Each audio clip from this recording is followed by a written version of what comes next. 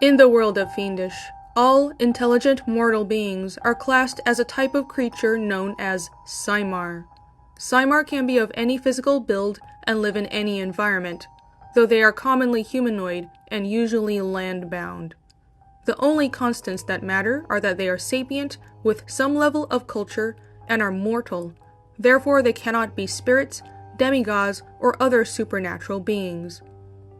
Every Syemar species has an extraordinary ability that is unique to their type, known as that species' Ramasva.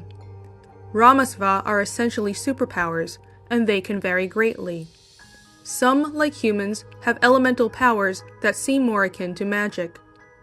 Other Syemar may have shape-shifting, enchanting, psychic, or any one of the many innumerable powers that the gods have crafted for their mortal subjects.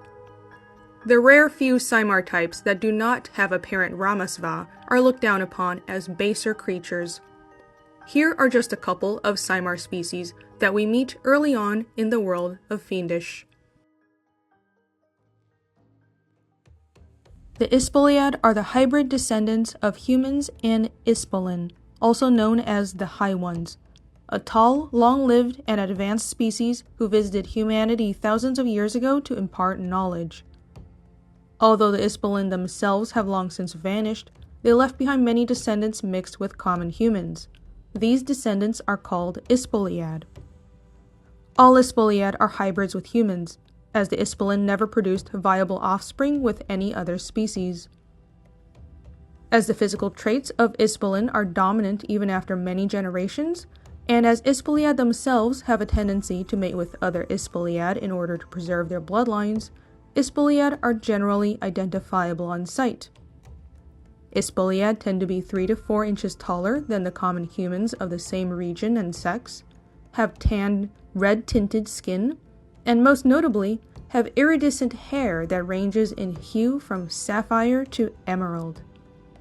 Though there is some debate over whether Ispoliad can be classified as their own species, and indeed many scholars consider Isalin as simply an extremely advanced race of humans, Ispoliad are generally visually and biologically distinct enough for most scholars to list them in a unique category. Ispoliad maintain some of the adaptability of their human side, but inherited much of the superior supernatural abilities of their Isalin ancestors.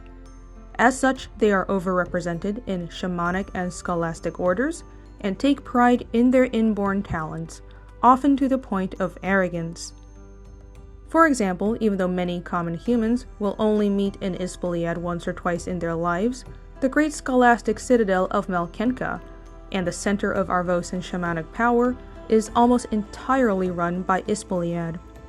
The only tertiary domain casters in recorded history have also all been Ispoliad or Isalin. However, not all Ispoliad are happy living a life of institutionalized scholarship. Some actively reject the rigid expectations that they were subjected to from birth due to their heritage, and instead choose to live as wanderers, using their magical instincts to guide them on their travels.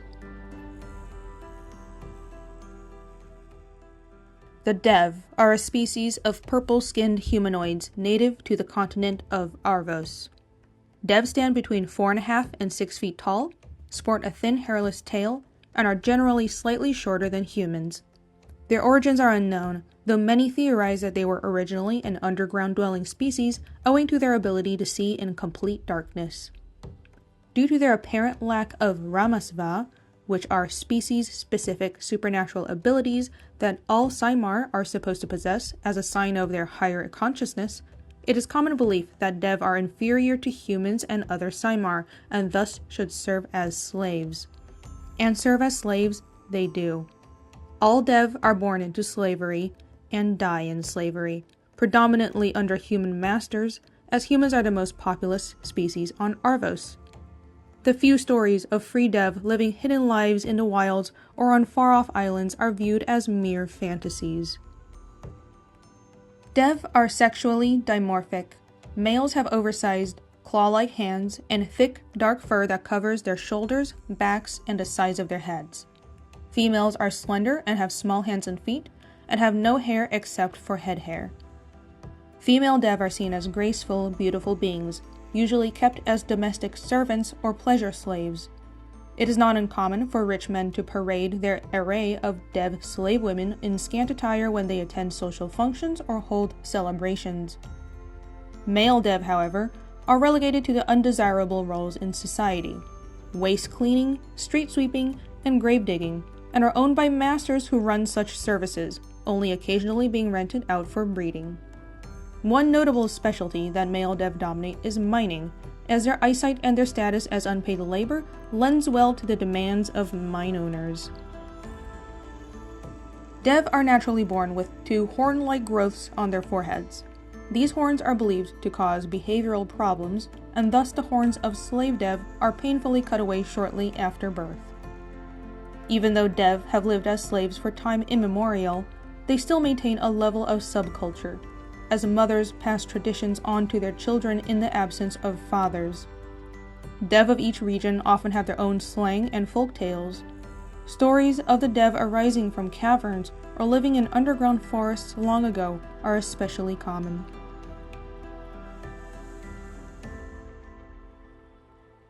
You can find out more about the world of Fiendish at fiendishcomic.com, and you can see the world come to life in the comic if you kindly choose to purchase the books, whether in physical or digital form. Thank you for viewing this Fiendish world-building video. If you enjoyed it, please give us a like and subscribe for more good old-fashioned nerdy fantasy content. See you next time.